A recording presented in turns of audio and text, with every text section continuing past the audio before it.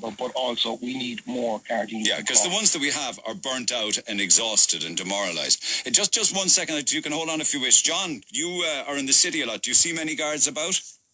No, I don't. This city was policed a lot better in the 70s when we had half the problems with antisocial behaviour. We had hardly any drugs whatsoever. If ever there was a case for a directly elected mayor, it is no. Because all I'm getting now, listening to this morning, and all I'm getting, any time I pick up the paper or turn on your station, and I introduce the politics of this city, right, that's all it is, waffle and spin. So how can it be waffle and spin if a councillor on Leeside says he's going up to Dublin to eyeball Drew Harris? What's wrong with that? I'm just getting to that, like, Colm Kelleher was a Lord Mayor for 12 months, right? The first citizen representing me and everyone else in this town, right? And yet, why he was Lord Mayor, why didn't he call publicly for the Garda Commissioner to come to Cork to meet him for the second city?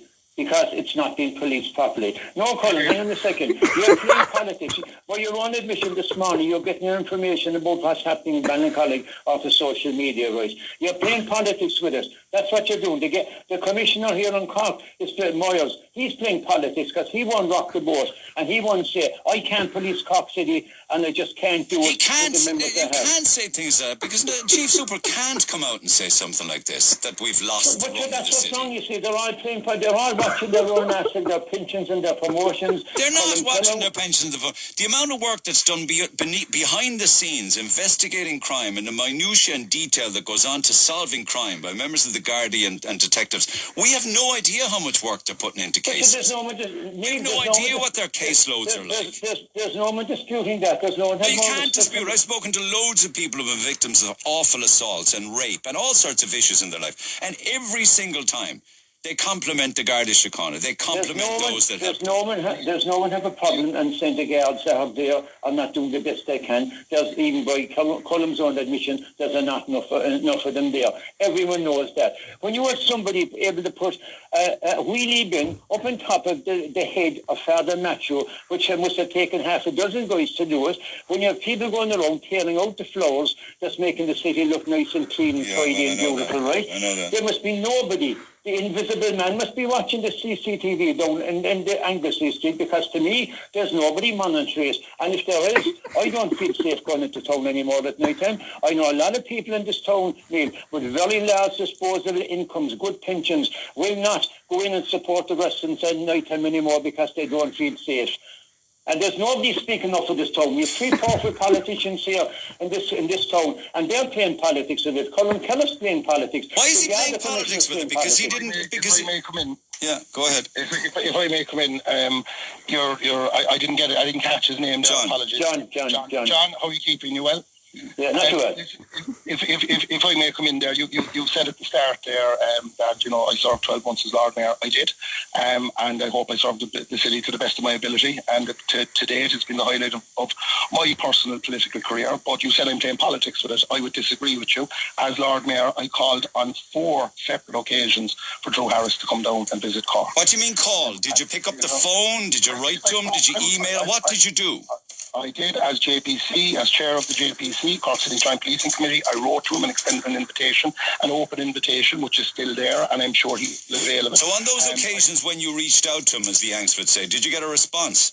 I did. I got a response and said, thank you very much. We'll take it well, I didn't get a direct response from him. I was his secretary above in Garda headquarters. The commissioner, it will take it into consideration for the commissioner's diary, and at an available time, the commissioner will visit Cork. He's committed to visiting Cork. Didn't happen, so you're asking again. Why wouldn't the Lord Mayor of Cork be able to pick up the phone as the city's first citizen and ring the Garda commissioner and get him on the end of a phone while you were in office? Precisely. I did do that, and I spoke with him, and we spoke about the upcoming policing authority conference which is taking place, and he's committed to speaking with me privately. I was Lord Mayor. When I rang him, I will be chair of the JPC. When I meet him, I'll be no longer Lord Mayor, but I'll be still bringing the same. I'll still be bringing the same thing. It's not more politics. It's a fact. I'm no longer Lord Mayor. I'm still chair of the JPC. Look, when I see whatever Lord Mayor's in the office going publicly on your station and on the front of the Examiner and the Evening Echo, right, and saying, I have for 3 times I have asked the commissioner to come as the first citizen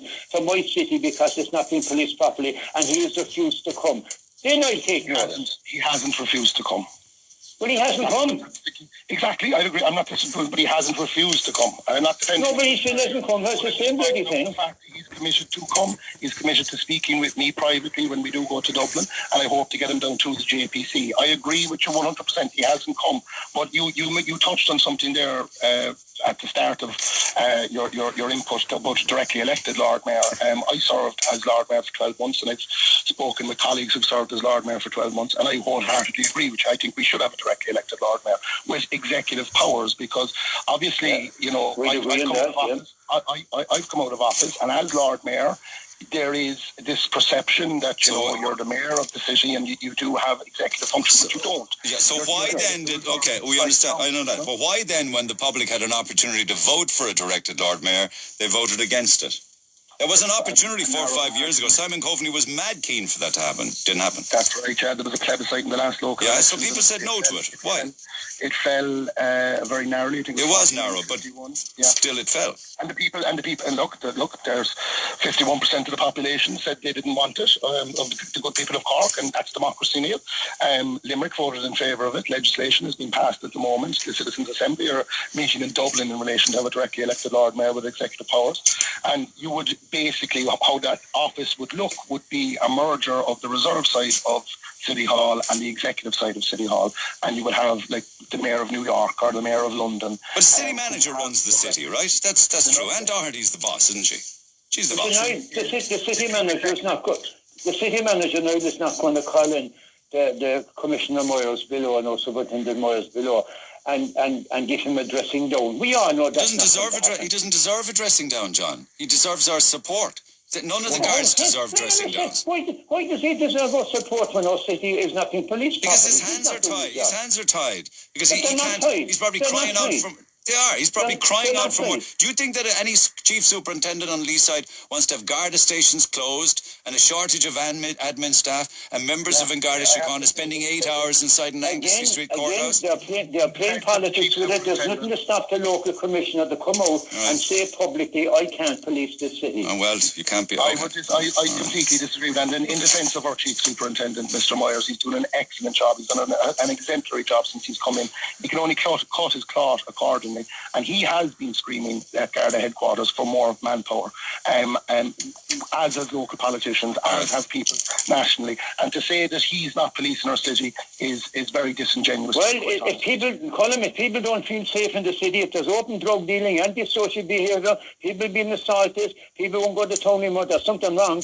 All right, let's see what the people of Cork think of it. Thank you, John. Text 0868 104 106. Just off topic, very quickly, as a member of Fine Gael, John talks about waffle or playing politics with stuff. Are you aware, Colm, that both Fianna Fáil and the Greens want to increase unemployment benefit by €15, and Fine Gael won't do it?